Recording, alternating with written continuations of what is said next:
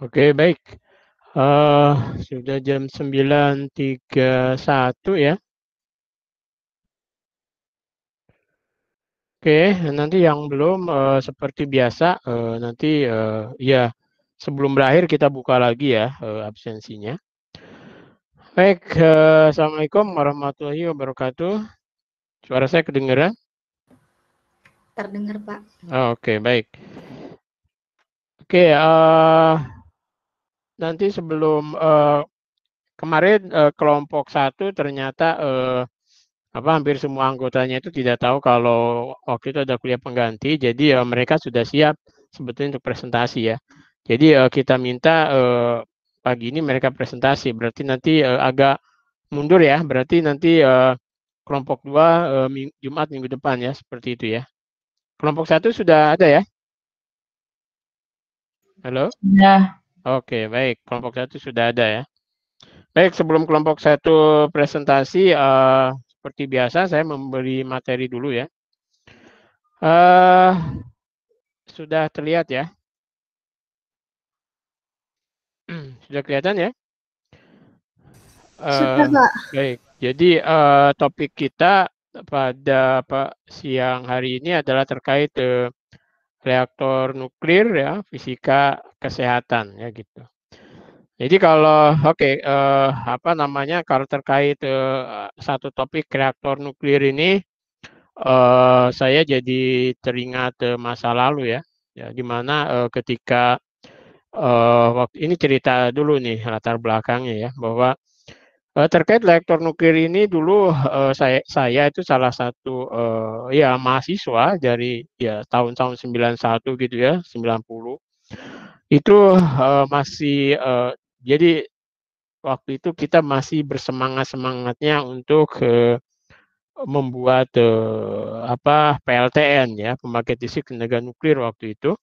Sehingga prodi jurusan fisika nuklir waktu itu sangat digandrungi oleh anak-anak muda itu ya. Walaupun kemudian meluruh seiring dengan waktu ya, bahwa ternyata pembangkit PLTN-nya itu nggak terwujud-wujud gitu ya. Selalu dipending dan selalu diprotes, hanya tapak-tapak aja yang ada. Sampai terakhir sekitar tahun 2011-an begitu, saya dan juga tim, beberapa tim gitu, kita roadshow ke luar Jawa gitu ya, ke Kalimantan, ke Sumatera, ke Sulawesi, kemana-mana untuk agar di pulau-pulau yang aman itu bisa Pemdanya itu membolehkan atau mendukung program PLTN ini gitu. Sampai akhirnya membuat ada corner pembangkit listrik tenaga nuklir di Bangka ya, memang di Bangka waktu itu. Karena di sana itu mungkin tidak seperti kita di Jogja ya. Kalau kita di Jogja kan mati lampu itu jarang sekali. Kalau di luar Jawa atau di Bangka itu hampir setiap hari mati lampu dari siang sampai sore ya gitu. Dan kalau Anda lihat di sana itu selalu di Bangka itu kita melihat antrian panjang sekali mobil untuk mengantri bahan bakar ya. Karena selalu bahan bakar dipakai untuk dijual lagi ke industri. Di situ ada timah ya gitu. Sehingga mereka frustasi sehingga ingin membangun reaktor nuklir, membangkit tenaga nuklir, tapi juga sudah ada 3 tapak dan selalu hanya kajian. Nah, kenapa seperti itu? Padahal reaktor atau PLTN itu adalah pembangkit listrik yang sangat sekali sedikit sekali residunya dan yang ya kajiannya seperti itu paling aman gitu ya. Karena kalau dari fosil itu kan jelas menimbulkan polusi yang ya CO2 dan sebagainya, dan itu mengganggu sekali lingkungan. Walaupun mungkin Chernobyl dan sebagainya itu juga bahwa PLTN itu juga tidak begitu aman. Artinya ya bisa juga meledak memang gitu. Cuman kan kalau bagi tahun terhadap kejadian itu kecil sekali ketimbang misalnya fosil kebakaran dan sebagainya ya gitu. Sehingga sampai sekarang pun kalau terkait PLTN itu bagi saya ini sesuatu yang membuat saya suka meledak-ledak ya gitu. kenapa kita kok selalu dininabobokan gitu ya. Sampai sekarang pun kita belum juga punya, kita sudah membangun reaktor Kartini, reaktor Sima Besi, terus reaktor apa gitu yang ada di Bandung, di Serpong, kemudian di Jogja. Tapi akhirnya dialih fungsikan untuk ya tadi reaktornya untuk memperpanjang kacang panjang, memperpendek kacang pendek, ya, jadi seperti itu. Itu yang terjadi ya. Nah, mudah-mudahan nanti di zamannya Anda lah, karena ya mau tidak mau ya nanti fosil akan habis, kemudian batu bara juga akan habis, kemudian pembangkit apa namanya energi baru terbarukan itu hanya bisa untuk menyalakan lampu dan menyalakan HP saja. Kalau untuk industri dan sebagainya mereka tidak bisa ya gitu. Nah, salah satu alternatif lainnya adalah reaktor nuklir gitu. Dan itu yang terjadi ya gitu. Nah, oke, tapi itulah sejarah ya. Jadi nah kita di kuliah ini hanya ingin bagaimana sih kita sebagai petugas proteksi radiasi itu bisa meminimalisir ya efek dari radioaktif pembangkit atau inti-inti atom nuklir yang diradiasikan ya, yaitu radiasi alfa, beta, gamma dan seterusnya, sehingga ya paling tidak itu mengurangi resiko terpapar ke petugas yang ada di situ ya. Walaupun kita ya saya sendiri baru hanya sebatas kajian karena memang di kita belum ada PLTN-nya ya, seperti itu. Tapi yang jelas kalau Anda bekerja di bata, Anda bekerja di radiasi atau minimal Anda bereksperimen di tempatnya Mas Cipto, fisika atom inti, nah itu juga Anda akan terpapar radiasi. Oh ya, satu cerita bahwa sebetulnya kenapa kita membuat laboratorium fisika atom inti, karena dulu kita pendukung itu juga. Kita juga membangun satu prototipe apa namanya prototipe untuk reaktor nuklir ya ada di selatan juga pendahulu kita. Dulu kita juga membuat apa bukan bom nuklir tapi kita membuat apa namanya itu peluncuran roket pertama ya. Itu juga pendahulu kita. Jadi kita sangat ya terkenal dulu ya. Kita pertama kali perguruan tinggi yang memiliki fasilitas terkait nuklir. Tapi kemudian kesini mulai berkurang ya. Walaupun kita tetap masih namanya lab fisika atom inti, walaupun orangnya di situ sudah jarang ke atom inti, gitu. Termasuk saya sendiri ya gitu. Oke, jadi nanti kita akan membahas tentang ya kita kalau terkait dengan reaktor nuklir kita tidak akan lepas dari fenomena fisi nuklir ya. Anda tahu ketika apa namanya inti berat gitu, kemudian kita interaksikan dengan dibombardir atau dikenai dengan neutron atau proton, maka dia akan terbelah ya kan. Nah ini yang disebut dengan fisi ya, istilah fisi sehingga menjadi fraksi fisi ya. Kemudian nanti dari fraksi fisi itu bisa menjadi fisil. Itu adalah bahan bakar dari reaktor nuklir ya seperti itu. Kemudian kalau si fisi itu tidak dikendalikan maka jadilah bom atom di Hiroshima dan sebagainya. Atau kita mampu memurnikan uranium 235 itu menjadi misalnya lebih dari 60% atau 70%, itu yang ditakutkan oleh Amerika. Walaupun mereka sendiri itu kajiannya sudah dari tahun 60 ya, mereka sudah membangun itu. Mereka sudah mengayakan uranium, kemudian thorium dan sebagainya ya. Nah, kita baru kajian biasanya sudah diplototi dulu gitu. Nah, ini kita ke depan ya mudah-mudahan Anda sekalian lah ya yang bisa berkreasi di situ. Ya, artinya jadi reaksi berantai ya. Jadi ketika neutron, kemudian neutron baru nembak lagi anak intinya dan seterusnya, itu disebut dengan fisi nuklir. Nah, ketika selain jadi di fisi nuklir itu terjadi pembelahan inti berat, sehingga dalam pembelahan itu juga sambil apa namanya mengeluarkan energi, yang energinya itu kalau Anda baca kan 1 kilogram uranium itu sama dengan 10 ton batu bara tenaga yang dikeluarkannya. Anda bisa bayangkan 1 kilogram uranium identik dengan 10 ton batu bara. 1 kilogram uranium itu radiasi efek lingkungannya itu kan hampir tidak ada, tapi 1 ton aja dari pembakaran batu bara bisa dibayangkan CO2 yang keluar itu sangat meracuni masyarakat ya. Dan batu baranya pun batu bara kita juga gitu. Jadi kalau Anda pernah main-main ke daerah Tarakan, itu Anda kemudian naik ke atas bukitnya, itu bisa kita lihat gunung-gunung yang dia berjalan ya. Gunung-gunung itu tidak lain adalah batu bara yang dipindahkan ke Cina, kemudian di Cina diolah, dikembalikan lagi ke Indonesia dengan harga yang jauh lebih mahal. Jadi kemudian itu dipakai untuk membuat listrik kita yang kita nikmati sekarang. Sehingga orang Kalimantan itu kehilangan batu baranya, kehilangan minyaknya.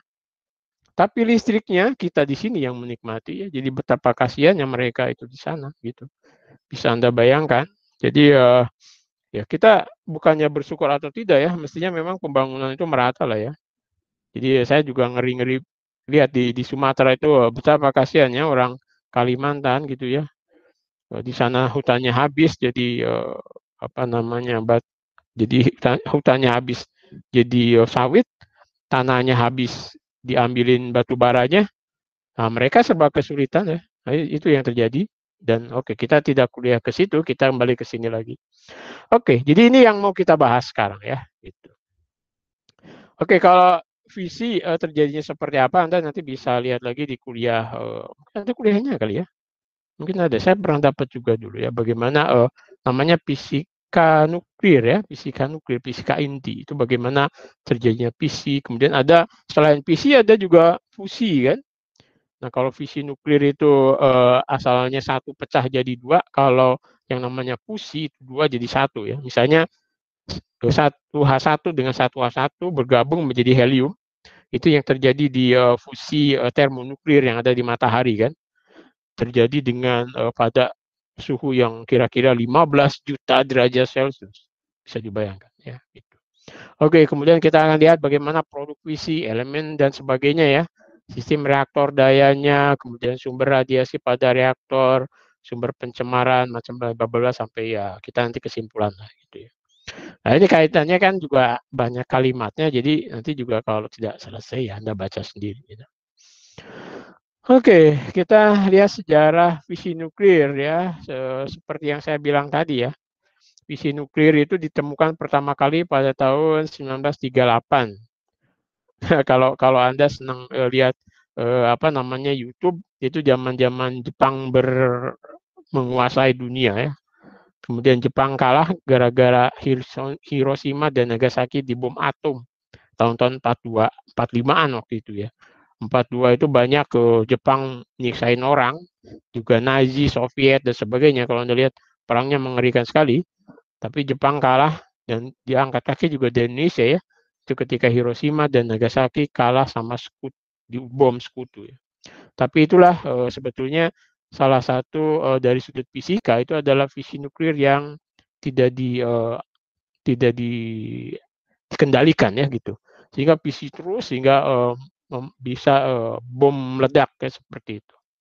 Nah, tapi kalau dalam PLTN itu nanti jumlah apa namanya neutronnya itu dikendalikan gitu. Sehingga visinya itu hanya dikendalikan bisa panas dan seterusnya, pada saat tertentu dia juga bisa stop, berhenti untuk kemudian ada pendinginnya dan seterusnya. Ya walaupun dalam prakteknya ya bisa juga terjadi seperti Chernobyl atau sekarang akhir-akhir ini di fokus mana tuh di Jepang ya 2011 lalu itu juga seperti itu.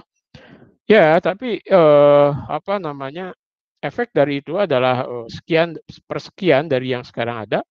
Karena kalau Anda amati ya bahwa walaupun itu sangat berbahaya, tapi negara-negara maju itu masih sampai sekarang pun membangun reaktor nuklir ya gitu. Nanti kita lihat di koran tahun 2021 atau apa gitu. Nah, perkembangan pesatnya itu tahun 60-an, 70-an, kemudian tahun 80-an melambat, tapi kemudian bisa Anda lihat pada tahun 2011 itu 435 PLTN beroperasi ya. 61 dibangun, 156 direncanakan dan 434 diusulkan gitu. Jadi kalau sekarang 2021 mungkin sudah sekitar 600-an sekarang lebih ya gitu. Kecuali di Indonesia. Kita hanya merencana kayaknya. atau mungkin usulan malah, usulan tapi tidak ditandatangani ya gitu. Nah, ini banyak tersebar di Cina, kemudian malah Cina sekarang terbesar ya, Amerika, Prancis, Soviet, Jepang, nah itu ya. Sekarang kemudian juga Cina untuk jualan PLTN-nya sekarang Cina, energi listriknya maksudnya dijual gitu. Kemudian juga sekarang Malaysia sudah membangun juga di Kuching ya. Dan jadi kalau dia meledak, ya kenal orang Kalimantan. Jadi lengkap sudah penderitaannya mereka kasihan ya. Oh, padahal kita mau bikin juga, seharusnya kita bikin juga kalau meledak kan ke sana gitu ya. Tapi nggak tahu lah, kita nggak ngerti. Nah kemudian, nanti masalah yang khusus terkait tenaga nuklir itu adalah memang perlindungan operator dan pengelolanya, pengolahan dan pembuangan penyimpanan limbah. Karena kalau Anda baca gitu ya, bahwa sebetulnya ketika si reaktornya itu aktif, sebetulnya radioaktifnya itu bisa dikendalikan, jadi kecil. Tapi ketika sudah dimatikan, itu yang nanti radioaktifnya itu yang harus ditangani secara betul-betul. Karena akan lebih besar nanti, baik mungkin dari pendinginnya, kemudian dari sumbernya juga dan sebagainya ya. Itu akan menjadi bahan radioaktif yang yang cukup bahaya, yang sangat bahaya sekali sebetulnya. Jadi ketika aktif malah sebetulnya kecil ya gitu. Nah, resiko terhadap orang dan lingkungan dari potensi kecelakaan. Jadi memang seperti yang di Jepang itu karena gempa ya, karena gempa kemudian itu bisa menyebabkan reaktornya pecah dan seterusnya, itu yang bahaya sekali memang ya. Tapi ya itu kejadian itu sebetulnya hampir mirip. Kenapa kamu beli mobil itu kan bahaya, kalau tabrakan gimana kan gitu, kayak gitulah. Ya banyak, ya manfaatnya banyak tapi ya kalau memang kecelakaan ya gimana lagi ya, seperti itu. Ya itu memang kalau mau aman ya jalan kaki, walaupun jalan kaki sekarang juga tidak aman, bisa ditabrak sepeda ya gitu. Seperti itulah kejadiannya. Oke, nah ini barusan aja saya ingin tahu juga tahun sekarang ini gimana apa namanya, peristiwanya gitu. Sampai mana sih sebetulnya perkembangan PLTN. Ini contoh Cina ya. Jadi ini tahun 2018 kalau nggak salah koran Kompas ya, bahwa jadi sebuah studi baru ini diterbitkan oleh ini ya, menemukan bahwa sejak tahun 2000 sebanyak 96 reaktor nuklir telah terhubung dengan jaringan listrik di 13 negara. Dari jumlah tersebut nih 45 diantaranya dibangun di Cina. Jadi Cina itu sudah jualan listrik tenaga nuklir gitu loh. Dan 12 reaktor di Rusia dari 96 bisa bayangin. Nah, kemudian studi ini juga menunjukkan bahwa 54 reaktor yang sedang dibangun di sejumlah negara di seluruh dunia, 20 reaktor itu berhubungan dengan Cina atau Rusia. 13 reaktor nuklir itu dirancang oleh Cina. Jadi bagaimana Cina itu sangat masif sekali dalam PLTN ya. Karena kita tahu ya tenaga fosil, listrik tenaga fosil itu akan habis karena ya dunia kan terbatas ya kan, dunia terbatas. Walaupun kita gali gitu nyari minyak sih ada, cuman kan lama-lama kan habis tuh minyak dipakai. Artinya dengan asumsi ya masih banyak yang menyembah Tuhan, artinya kiamatnya masih panjang ya, kiamatnya masih panjang itu lama-lama akan habis. Nah yang nggak habis itu sebetulnya uranium, kemudian plutonium dan juga apa namanya thorium itu kan yang masih banyak kan gitu.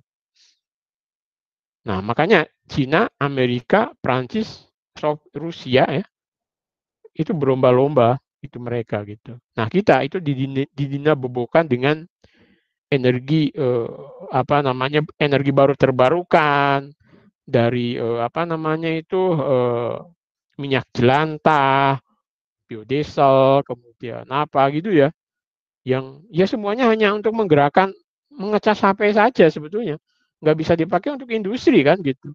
Pembangkit listrik tenaga surya gitu, itu hanya pakai untuk apa traffic light aja ya. Kalau lampu pun 5 watt kan gitu. Bisa untuk industri nggak bisa, terlalu kecil ya gitu. Untuk industri kita perlu energi yang besar. Nah, energi yang besar itu salah satunya PLTA atau dengan PLTN ini kan gitu. Atau ya listrik ini yang dari menggerakkan diesel gitu. Diesel digerakkan oleh batu bara, habis sudah kan itu minyaknya.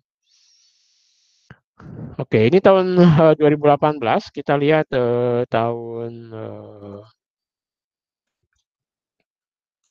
Nah, tahun 2010 ya, ini ada 429 PLTN ya. Kemudian 2020 itu menyusut jadi 412. Nah, tapi anehnya ini di tahun 2020 itu 2010 ini ya. Jadi permintaan untuk PLTN itu semakin meninggi gitu loh. Gitu ya. Jadi PLTN yang baru dibangun memiliki kapasitas terpasang yang sangat besar. Jadi memang untuk industri-industri besar itu tidak mungkin tadi negara-negara seperti Cina, Amerika dan sebagainya. Kayak Amerika misalnya, dia mesti akan mengawet-ngawet fosilnya ya. Jadi minyaknya itu dia tabung sebetulnya. Minyaknya dia tabung, dia beliin dari semua negara sampai negara penghasil minyak itu pada perang gitu, minyaknya diambilin. Nah, kemudian dia sebenarnya menyimpan energi karena mereka kan mungkin nggak percaya akan ada hari akhir ya, sehingga mereka akan simpan itu. Nah, untuk tenaganya dia pakai PLTN ya gitu. Gitu. Jadi konsumsinya semakin besar ya. Gitu. Nah, itu yang perlu mungkin coba Anda pelajari lagi ya. Gitu. Terkait PLTN. Makanya itu saya kalau terkait PLTN ini ya gemes-gemes gimana gitu ya. Oke, nah ini proses visinya ada di sini sedikit ya. Jadi bahwa PC itu pemecahan inti menjadi dua bagian yang kira-kira sama disebut dengan fragmen PC gitu. Jadi ya, jadi pokoknya ada inti induk menjadi inti anak ya gitu. Kemudian di sini akan muncul netron-netron dan nanti ada energi kan. Nah yang harus selalu Anda menjadi logika dasar adalah bahwa konservasi energi itu selalu berlaku di mana-mana gitu. Jadi ketika sebelum ini bertumbukan antara netron dan inti uranium diem, kemudian dia pecah, energi di sini selalu sama dengan energi di sini gitu kan. Dan nanti ya ini artinya ini akan mengecil, ini akan membesar jadi ada energi baru kan gitu. Jadi sini ada energi sebelum mereka berbenturan, kemudian setelah itu mereka pecah, ini juga menjadi energi baru dan ini ada energi yang kemudian dilepaskan. Kira-kira ordenya 400-an mega elektron volt dan seterusnya ya, sudah bisa lihat. Nah, yang biasa dipakai itu adalah uranium 235. Nah, Anda bayangkan sekitar tahun 2012 kita rapat di Jakarta itu dengan Bapeten dan sebagainya. Waktu itu kita ditawari dan waktu itu juga Presiden Jokowi kalau nggak salah ya. Itu kita ditawari oleh Amerika untuk membangun mungkin saya lupa mereknya. Nah, tapi nanti dia tidak pakai uranium, tapi nawarinya ke kita adalah pakai thorium ya gitu. Nah, thorium itu kita belum banyak exportnya, sehingga nanti mungkin harus beli lagi ke Amerika gitu. Saya bilang waktu itu, ya kita harus hati-hati aja. Kita itu ekspornya berlama-lama tuh di uranium, kita pengayaan uranium dan sebagainya, terus kita dialihkan untuk ke thorium. Sampai akhirnya kemudian juga tidak diteken. Nah, sekarang udah lupa udah. Ya, seperti itu. Karena kalau di uranium, kita banyak ekspor baik di batan maupun di LIPI dan sebagainya ya. Jadi tinggal sedikit aja kita memurnikan uranium 235 menjadi 70% kita bisa buat bom atom. Ya. Oke, nah jadi netron fisi ya, jadi fragmen fisi itu sangat tidak stabil sehingga nanti akan mengeluarkan netron antara 2 dan 4 ya per fisi. Jadi akan mengeluarkan itu. Nah, kebanyakan fisi ini dipancarkan ya gitu. Kemudian nanti akan dilepaskan beberapa detik ya dan macam-macam lah gitu ya. Jadi kemungkinan itu tadi akan ada reaksi yang berantai ya. Nah, reaksi berantainya itu ya tadi eh, dari 2 sampai 4 neutron yang dihasilkan per fisi itu kemudian nanti bisa beberapa ditangkap dan reaksi fisi non fisi di kemudian mengeluarkan bahan dan sebagainya ya gitu. Kemudian bisa juga dia akan bocor, sisanya mungkin menjadi fisi lebih lanjut. Artinya tadi bisa menyebabkan reaksi fisi berantai tadi ya untuk jadi energi. Nah, ini adalah perakitan bahan fisil. Jadi fisil itu adalah bahan bakar dari reaktor untuk reaktor nuklir ya gitu. Nah, yang namanya kekritisan itu adalah di mana nanti bahan dari si fisil itu masanya sudah masa kritis, itu masa yang bisa untuk reaksi berikutnya ya, yang melepaskan energi gitu ya. Jadi masa kritis itu masa bahan bakar minimum yang diperlukan untuk mempertahankan reaksi berantai. Jadi nanti kan ada reaksi berantai yang itu dipakai untuk memanaskan turbin dan seterusnya ya, untuk jadi listrik. Jadi ini rumusnya, jadi jumlah neutron dari setiap isi, kemudian jumlah neutron yang diserap, dan jumlah neutron yang dilepas ya, seperti itu. Nah, dalam setiap isi itu, dalam setiap benturan itu sebetulnya ada sekitar lebih dari 300 nuklida yang berbeda ya. Nah, sebagian besar itu dia ada neutronnya, kemudian ada emisi betanya, seterusnya. Gitu. Nah, ya dia sekitar 97, ada kemudian ya 135 ya kan gitu. Ini ada nggak ya? Ini produksi PC relatif ya. Ya ini gambar dari ini tera becquerel per megawatt ya yang diproduksi dalam PC. Jadi energi yang dikeluarkan bisa dilihat. Nah ini elemen transuranik ya, reaksi penangkapan yang berurutan. Ini bisa jadi dari induk 238 uranium. Kemudian ini ada ditembak dengan neutron kan. Jadi kalau Anda masih ingat lambang seperti itu sebetulnya ini ya. Bisa dipakai ini ya.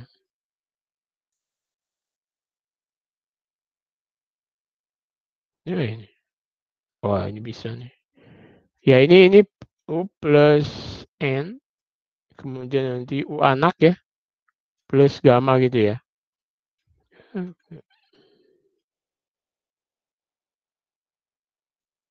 Ini aja lagi ya. Gitu ya. Jadi ini adalah U plus N menjadi U239 plus gamma ya. Kemudian ini bisa meluru menjadi ini dan inilah gitu ya. Proses penangkapan neutron di uranium 238. Nah, kemudian nanti ada PO ini umurnya sekian. Jadi akan apa namanya inti anak itu kadang-kadang waktu paronya sangat panjang sekali, sampai 24.000 tahun bisa dibayangin.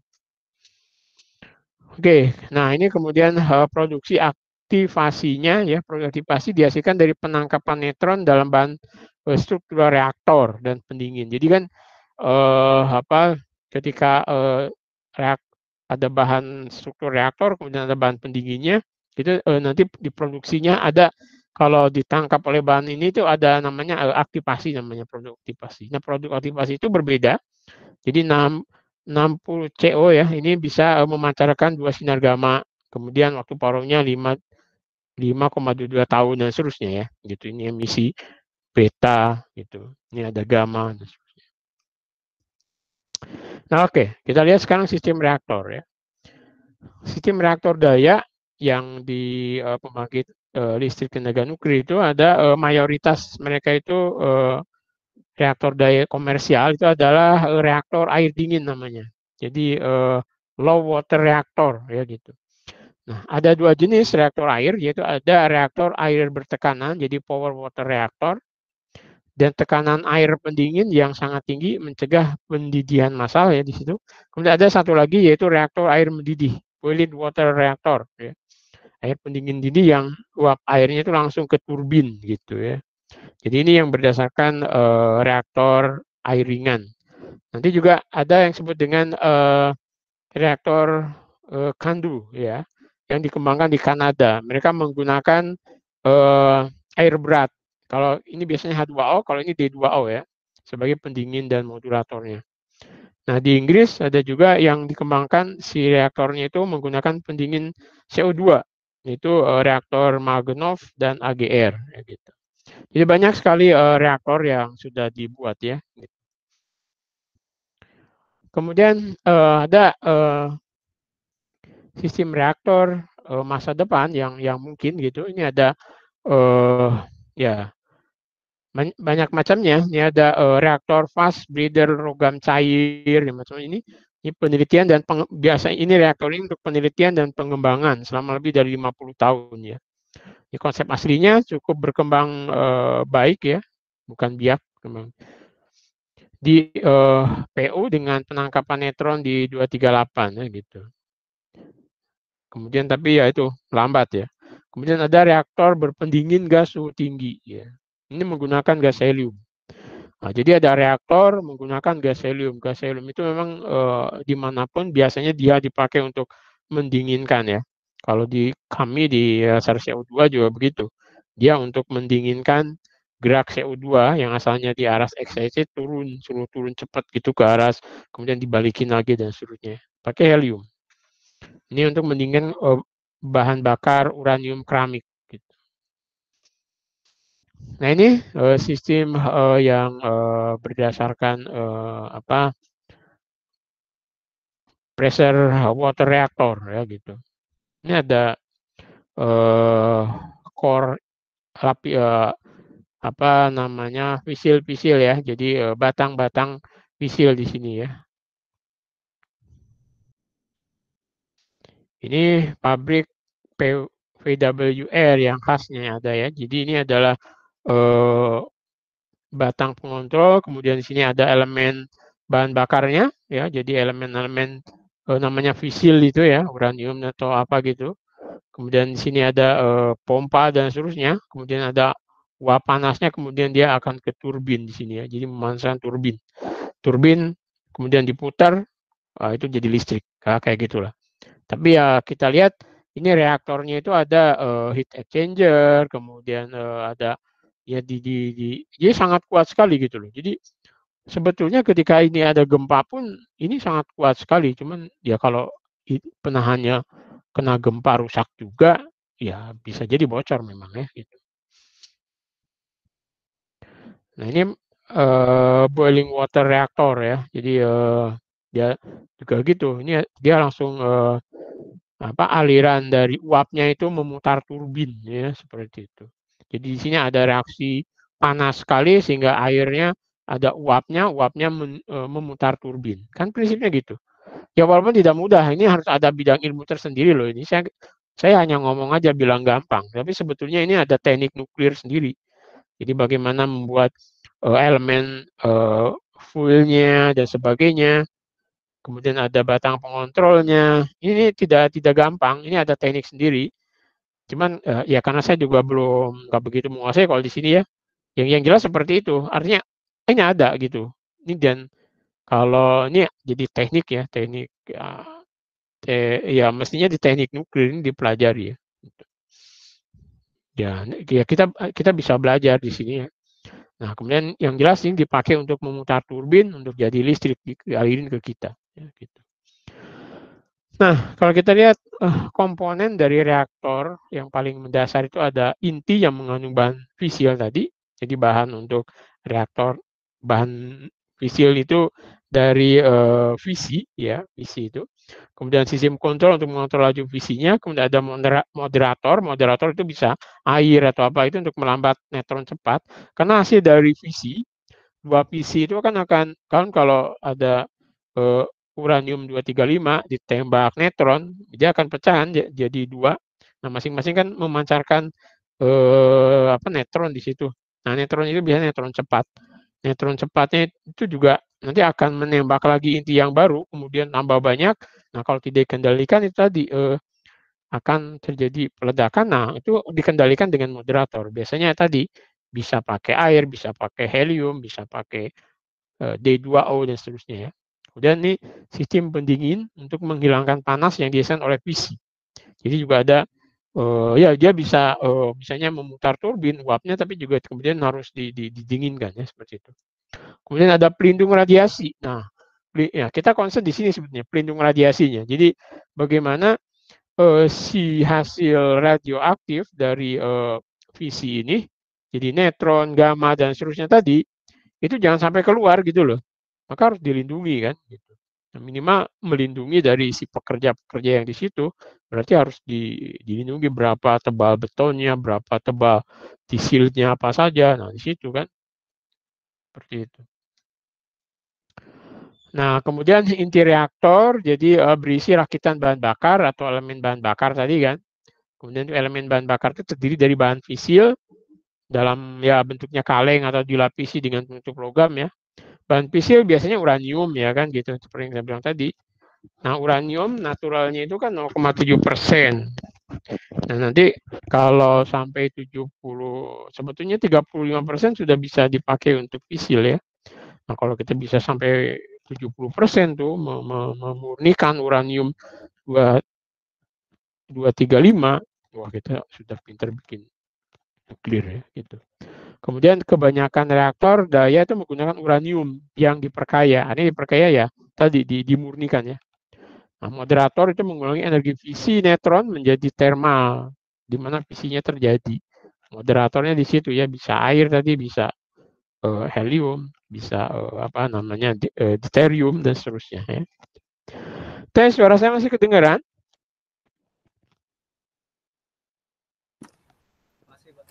Masih. Oh, oke. Oke, Pak. Iya, saya takutnya saya ngomong terus Anda hilang suaranya, nggak ada. Oke. Nah, kemudian ada sistem pengaturan ya di dalam itu. Ya, ini kekritisan dan tingkat daya dikendalikan oleh batang kendali yang terbuat dari bahan penampang serapan neutron tinggi gitu. Jadi di situ kan batang itu untuk menangkap si neutron tadi. Bisa barium, bisa CD ya gitu. Nah, sistem kontrolnya didasarkan pada detektor di sekitar inti yang mengukur flux neutron. Nah, pelajaran terkait flux neutron dan sebagainya itu ada di mata kuliah reaktor sebetulnya. Ya ada, nggak tahu saya. Sekarang masih ada kuliah reaktor nggak ya? Lupa saya. Dulu yang mengajar dari teknik nuklir ya. Ya kalau nggak ada ya Anda harus buka lagi tuh reaktor gitu. Nah, kemudian ada flux neutron ini melebihi nilai meningkat, iya ya sangat cepat ya gitu, flux neutron. Ya bisa, ya sekarang ada, kemudian ada sistem pendingin ya. Jadi tadi ada sistem pendingin di selain pengendali neutron, kemudian ada sistem pendingin.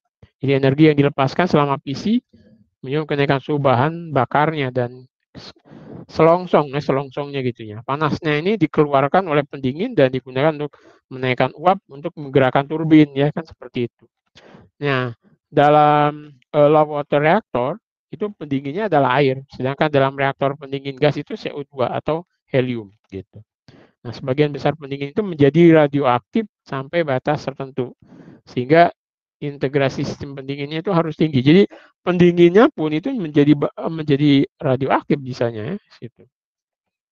Nah, kemudian ada namanya perisai biologis gitu. Jadi untuk melemahkan radiasi dari neutron dan gamma dari inti tadi dan sistem pendingin ke tingkat yang dapat nanti diterima oleh lingkungan ya gitu. Nanti namanya perisai biologis. Bahannya bisa timbal, beton, besi, air, plastik gitu. Nanti Anda lihat juga bahwa kalau si pisilnya tadi sudah tidak berfungsi, artinya sudah masanya itu sudah tidak bisa dikendalikan, biasanya kan diganti. Nah, jadi masalah tuh. Ini mau dikemanakan nih? Bahan radioaktif yang sudah tidak dipakai ini itu jadi masalah juga memang dalam PLTN. Itu tidak sederhana kita buang ke laut terus selesai ya. Itu juga harus ditaruh di dalam wadah, kemudian itu wah semacam-macam dan mahal ya. Harus selalu ditinjau karena itu dia zat yang radioaktif yang sangat berbahaya sekali ya gitu. Nah, kemudian untuk reaktor daya faktor reduksi yang diperlukan sekitar sampai 10⁹ ya. Ya. Halo? Ini ada suara gedek-gedek ya? Oke, suara saya masih kedengar ya? Masih, Pak. Oke. Nah, ini ada pelindung primer di sekitar teras reaktor, kemudian ada pelindung sekunder di sekitar sistem pendingin ya gitu. Makanya jadi dia berlapis-lapis ya reaktor itu. Nah, kemudian pengisian bahan bakar reaktor. Ini hanya sebagian kecil, sekitar 0,3% atom uranium dalam elemen bahan bakar yang terbakar. Jadi fisil uranium itu hanya kira-kira 0,3% saja yang terbakar sebetulnya ya. Nah, ketika elemen bahan bakar mencapai pembakaran yang dibutuhkan, elemen itu harus dilepas dan diganti. Jadi hanya 0,3% dari yang ada itu yang terbakar, habis itu harus diganti gitu. Nah, nanti jadi masalah adalah yang setelah digantinya ini nih, si diganti baru, kemudian yang setelah diganti ini juga dia sangat reaktif sekali gitu. Sehingga harus ada teknik sendiri dalam menyimpannya. Jangan terus langsung dibuang ke laut ya, tapi itu harus disimpan gitu. Nah, PWR dan BWR ini diisi ulang selama pemadaman ya, jadi dengan interval 1 sampai 2 tahun. Kemudian juga reaktor lain, misalnya reaktor Kandu, RBMK, dan AGR dapat diisi bahan bakar saat dimuati ya gitu kan. Ini beda karakteristik mestinya ya. Nah, bahaya radiasi dari reaktor nih ya gitu. Nah, reaktor itu menghadirkan bahaya radiasi yang lebih rendah saat beroperasi daripada saat dimatikan. Jadi, ketika beroperasi itu reaktor itu sebetulnya relatif lebih aman daripada saat ketika dimatikan itu malah sebetulnya akan dia lebih berbahaya gitu loh, radiasinya ya gitu. Nah, selama beroperasi, pelindung dan kontrol operasional itu memastikan tingkat radiasi yang dapat diterima bagi posisi si yang kerja gitu. Jadi baik batang penangkap neutron, kemudian pendingin dan sebagainya kan bekerja tuh. Nah, sama waktu dia dihidupkan kan, sehingga aman gitu. Jadi radiasi yang keluarnya itu aman lah gitu. Tapi ketika dimatikan itu sudah nggak terkontrol lagi. Selama matikan tuh kontrol exposure itu lebih sulit karena kebutuhan untuk melakukan pekerjaan macam-macam lah gitu. Nah, kemudian kecelakaan reaktor itu akan dibahas gitu nanti. Nah, Anda bisa lihat sumber radiasi yang muncul dari ini intinya ya. Ini ada slow neutron dan sebagainya. Itu ada peluruhan gamma, sinar gamma, PC sinar gamma, kemudian neutron, sinar gamma, macam-macam gitu loh. Di mana-mana gitu. Jadi ya memang bahaya sih, kecuali kalau kita bisa shield ini semua kan, dari aman gitu. Oke, kemudian radiasi dari inti ini sekarang. Nah, neutron fisi itu awalnya cepat, tetapi neutron dari semua energi muncul dari permukaan perisai biologi. Ya, maksudnya ya, jadi neutron dari fisi itu akan muncul ke permukaan perisai itu kalau bisa itu lambat gitu. Asalnya kan neutron cepat, kalau bisa setelah itu neutronnya ya lambat gitu ya. Nah, kemudian fisi sinar gamma energinya dari 0,25 sampai 7 mega elektron volt. Nah, fisi itu menyebabkan peluruhan sinar gamma gitu yang dipancarkan selama bisa bertahun-tahun ketika setelah reaktornya dimatikan. Jadi sinar gammanya itu bisa bertahun-tahun gitu loh. Dan Anda tahu sinar gamma itu juga bisa mengionisasi dan sebagainya loh. Gitu.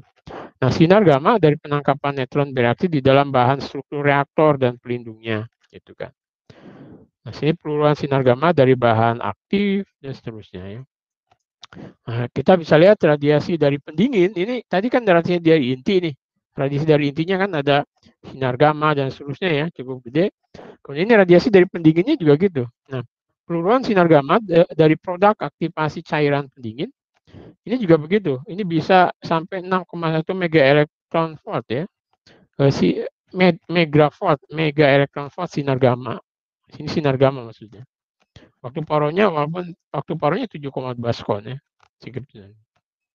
Ini juga peluruhan sinar gamma dari produksi korosi aktif dari low photoreaktornya ya. Nah. Bisa juga ada kontaminasi dari uranium pada permukaan elemen bahan bakarnya.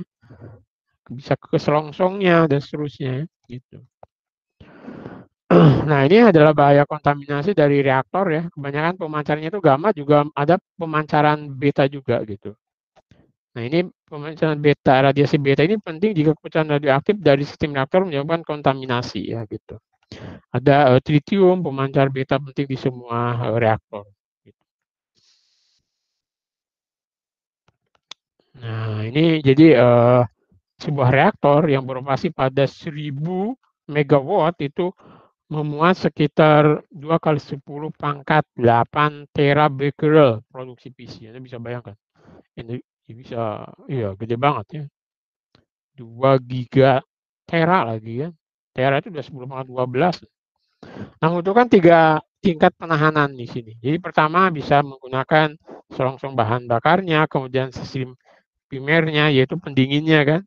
Kemudian juga ada penahan reaktornya lah. Ditempatkan, makanya kalau membuat reaktor mesti sebelum dibangun ada studi tapak dulu. Nah, studi tapak itu biasanya reaktornya mau dipendam di mana dan di situ tidak ada guncangan gempa bumi, kan gitu.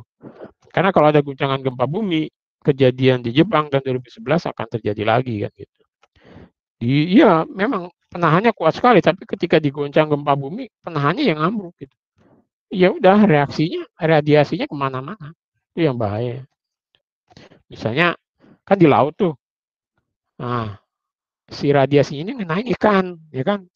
Ikannya termutasi, kemudian ikannya dipancing sama nelayan. Padahal di situ kan masih ada radioaktivitas di nelayan, nelayan dipancing, dimakan sama masyarakat, udah. Sehingga gennya termutasi juga kan gitu. Nah itu berbahaya, apalagi untuk ibu yang lagi hamil kan. Nanti bisa anaknya mungkin gak ada telinganya atau gak ada hidungnya, kan bahaya banget itu. Itu di bahaya kromosom dari reaktor inti ya gitu. Ya kita bisa lihat beberapa tahun dari bom Hiroshima kan itu membuat orang Jepang seperti itu ya bahayanya. Nah, bahaya selama reaktor shutdown. Jadi ketika reaktor itu dimatikan itu pun juga bahaya gitu. Bahaya radiasi eksternal. Ini bahaya personel yang bekerja pada sistem primer ini kan. Bahayanya di sini gitu. Kemudian bahaya kontaminasi juga dari kebocoran reaktor dingin dan seterusnya.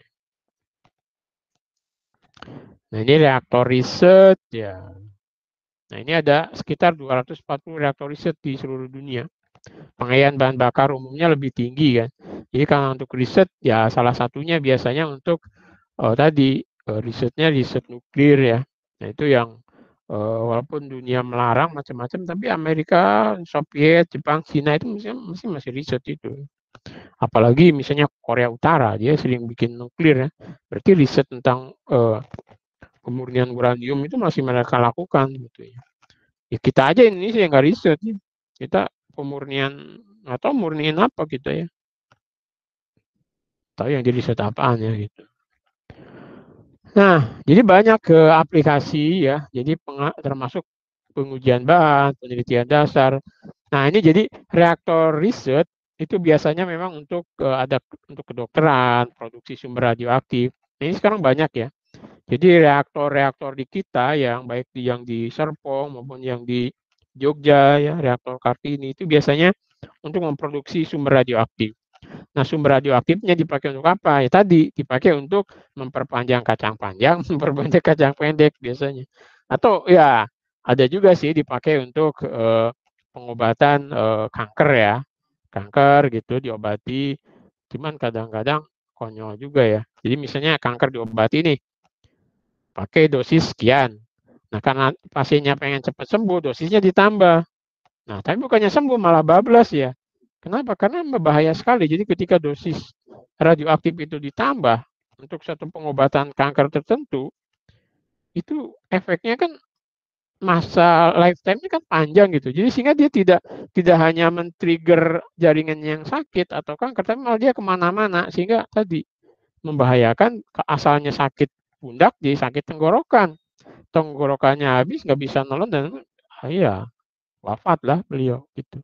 Itu yang terjadi ya bahayanya pengobatan nuklir. Tapi di Sarjito ada loh dokter nuklir namanya. Jadi beliau mengobatinya dengan nuklir gitu.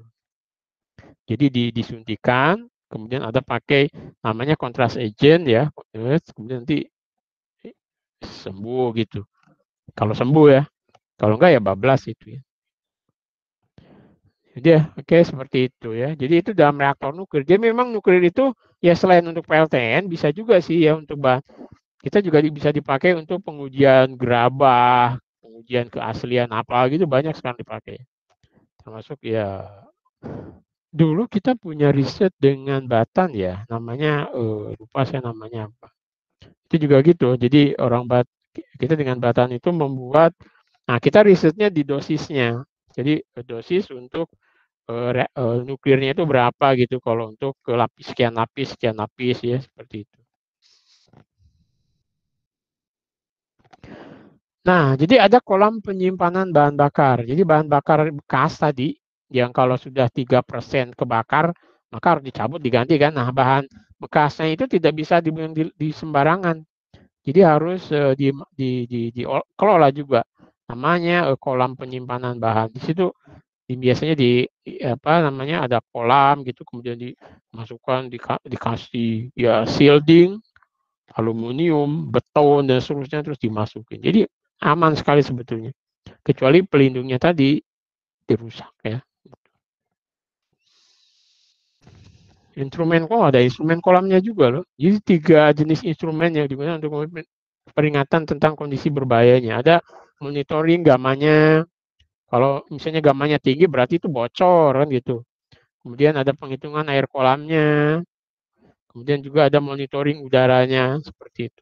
Jadi ada 3 monitoring. Jadi menurut ini kan konsensus ketika kita mau bekerja di kolam itu untuk tadi melindungi penyimpanan bekas bahan bakar nuklir gitu. Jadi ada monitoring gamanya, monitoring perhitungan air kolamnya, kemudian juga monitoring udaranya ya. Nah, siklus bahan bakar itu ada yang namanya operasi front end dan operasi back end. Istilahnya front end itu pertambangan, ekstraksi uranium, pengayaan uranium, dan fabrikasi bahan bakar untuk menghasilkan bahan bakar untuk reaktor ya gitu. Nah, kalau operasi back end itu semua aktivitas yang diperlukan untuk memastikan pengolahan yang aman dari bahan bakar iradiasi dan limbah radioaktifnya. Jadi kalau yang front end itu kan bahannya kita misalnya, jadi bahan bakar yang mau kita pakai gitu loh, kita pertambangannya kita tambang kan, bagaimana kan uranium itu nggak bisa dipetik loh, harus ditambang, digali gitu kan. Jadi di Kalimantan juga uraniumnya banyak loh. Jadi di Kalimantan itu ada uranium yang di suatu gua ya, ada mungkin mau gali emas, tapi ternyata di situ banyak uranium gitu. Nah, terus sampai sekarang apa masih udah dirobohkan atau gimana? Terus nanti dikayain ya, diolah jadi mungkin 35% sehingga bisa jadi bahan bakar untuk reaktor. Nah, kalau operasi back end, jadi setelah sisanya bagaimana itu dikelola lagi kan gitu.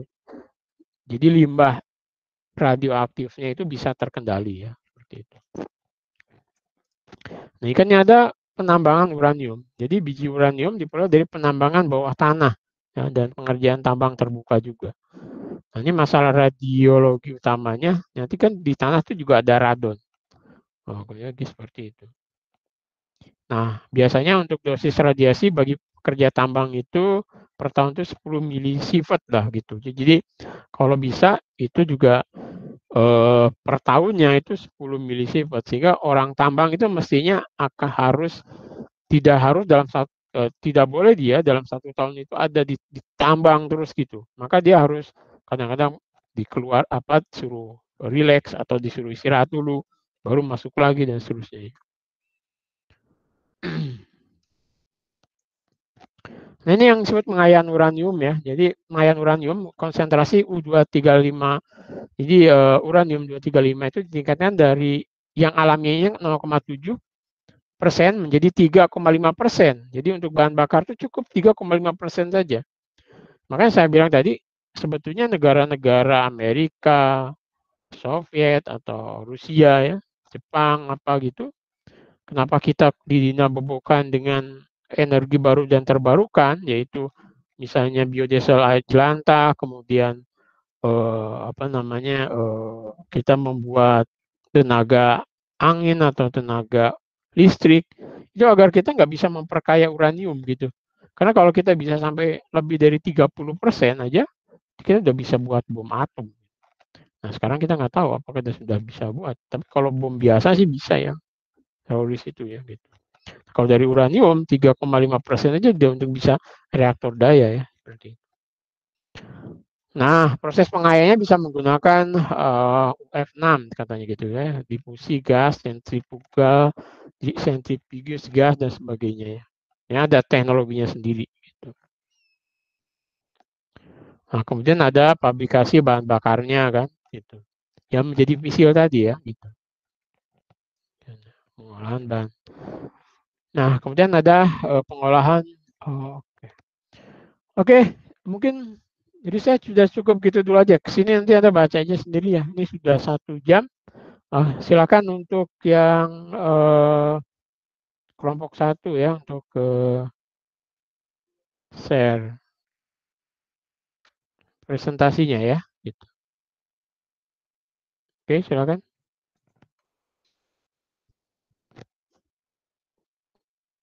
Halo yang kelompok 1? Atau ada yang mau tanya-tanya dulu silakan.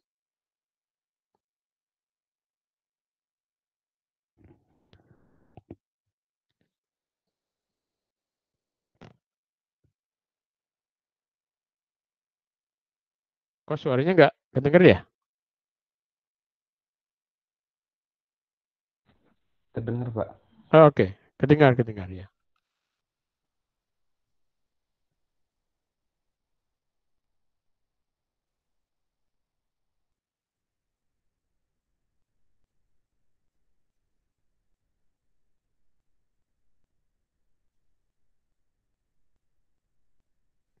Halo silakan.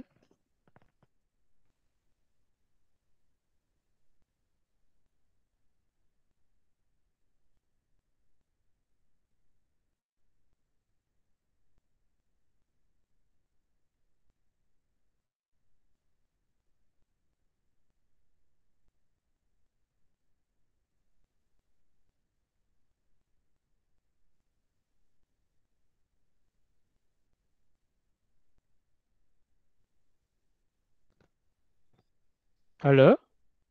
Ini udah ada yang presentasi belum ya? Ada Bapak, mohon maaf. Oke. Iya, silakan. Oke, baik. Assalamualaikum warahmatullahi wabarakatuh. Selamat pagi.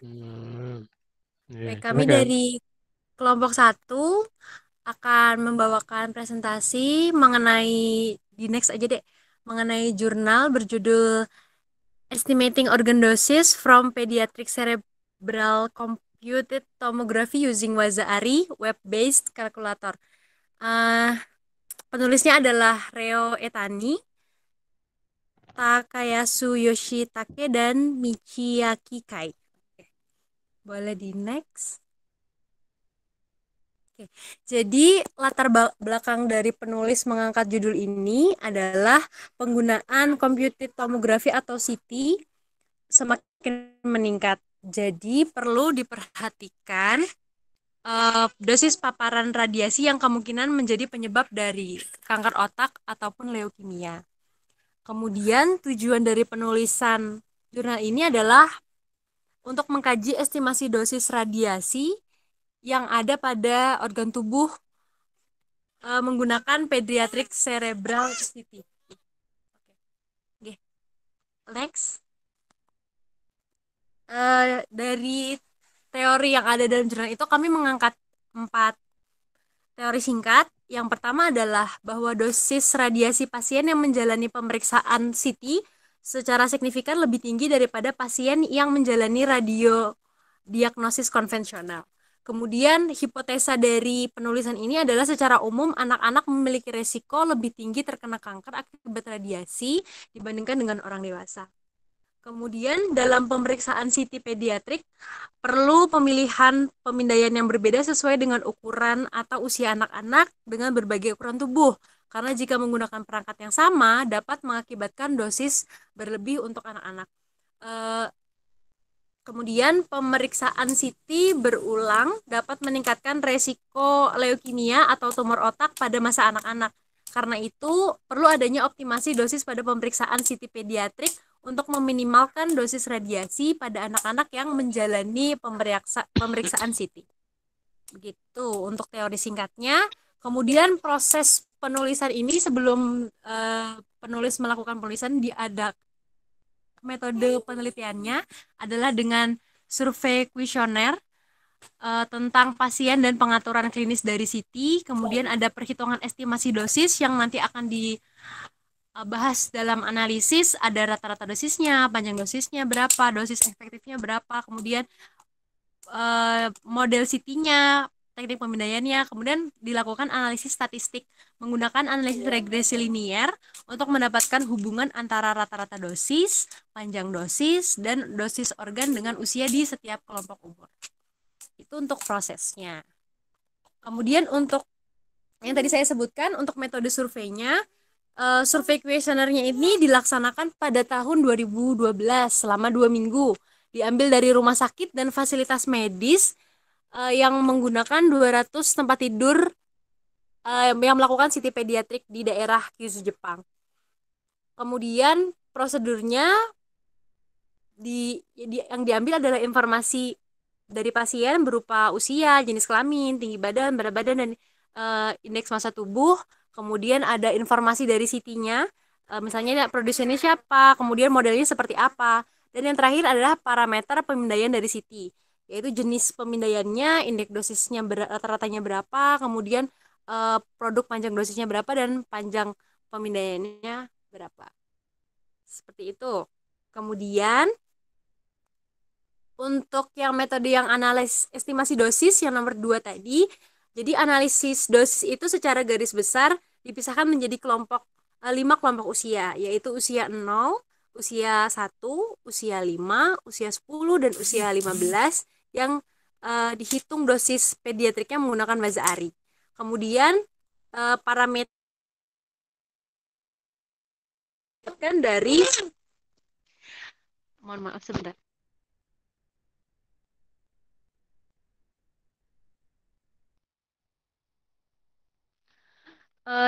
Kemudian digunakan parameter CT scan yang diperoleh dari survei kuesioner tadi untuk mendapatkan dosis organ di sekitar kepala untuk setiap kelompok umur. Seperti itu.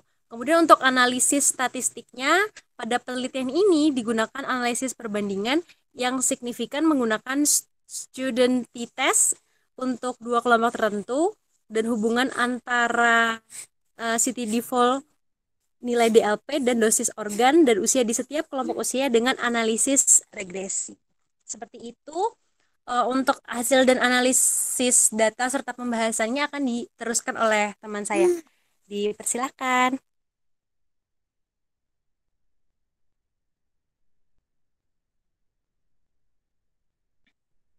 Tes.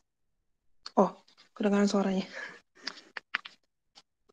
Kemudian untuk bagian hasilnya dapat dilihat seiring bertambahnya usia anak, maka nilai CT-DL4-nya dan DLP untuk setiap kelompok usia juga meningkat. Kemudian yang kedua, next page.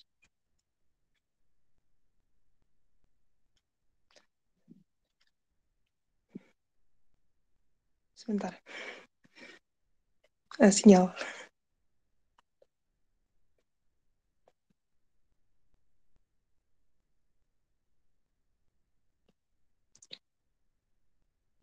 Nah, kemudian dari tabel 4 dan gambar 2, pada dosis otak dan dosis lensa menunjukkan tidak ada perbedaan yang signifikan di antara kelompok usia, tetapi cukup berbeda di usia 0. Dan juga pada dosis sumsum tulang dan dosis tiroid cenderung menurun seiring dengan peningkatan kelompok usia.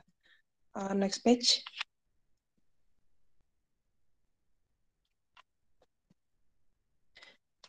Berdasarkan data dan grafik secara keseluruhan diperoleh 3 hal, yaitu 1, dosis organ otak dan lensa yang ada dalam kisaran CT scan berkorelasi dengan baik dengan CT DL4. Hal ini menunjukkan pertumbuhan anak menyebabkan efek pelindung pada dosis otak dan lensa karena peningkatan ketebalan tengkorak.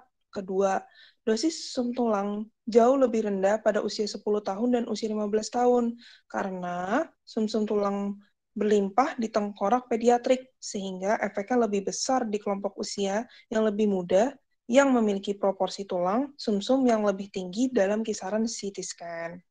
Ketiga, dosis tiroid tertinggi di usia 0 dan dosis menurun drastis di atas usia 1. Dosis kelenjar tiroid merupakan organ di luar jangkauan CT scan, sehingga dapat menurun karena jarak fisik dari tepi rentang pemindahan ke tiroid meningkat dengan meningkatnya kelompok usia. Next page.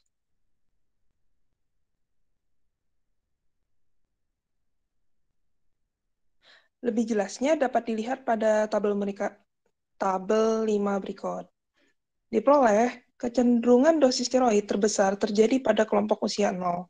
Hal ini mungkin terjadi karena perlakuan pemindaian diterapkan pada anak-anak mengacu pada pemindaian orang dewasa. pada DTL vol, dosis konstan sebesar 45 mg. Efek dari peningkatan rata dosis dan usia relatif rendah. Next page.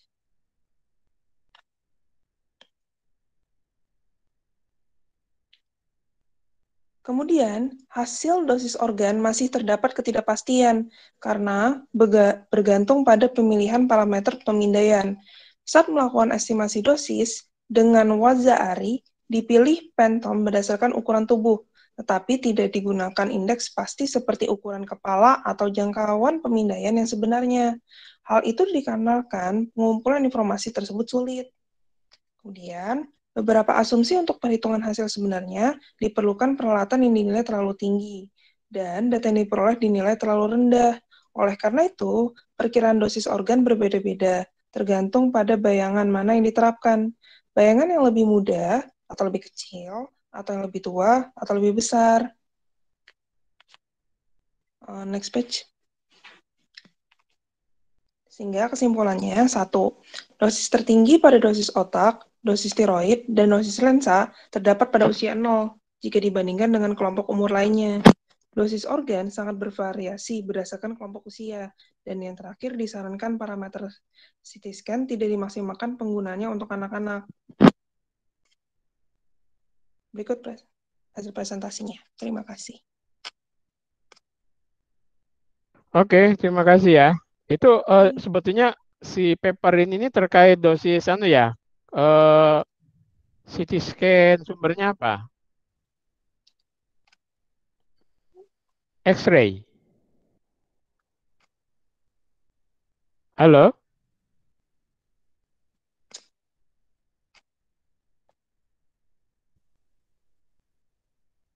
Halo?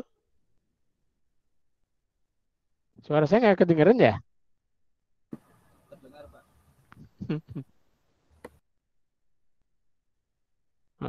Oke, mungkin jaringan ya. Oke. Itu dosisnya itu dosis apa ya? Itu dosis penyinarannya ya? Iya, Bapak, dosisnya. Oke. Jadi oke mungkin pakai sinar X-ray ya. X-ray yang sumbernya. Oke, kalau ada yang ingin konfirmasi atau tanya-tanya, kalau tidak ada, kita cukup ya untuk hari ini. Tolong Anda stop share screen-nya. Oke, saya tampilkan lagi absensinya. Kalau yang belum absen, sambil menunggu kalau ada pertanyaan, silakan. Sorry, saya belum ini ya, belum.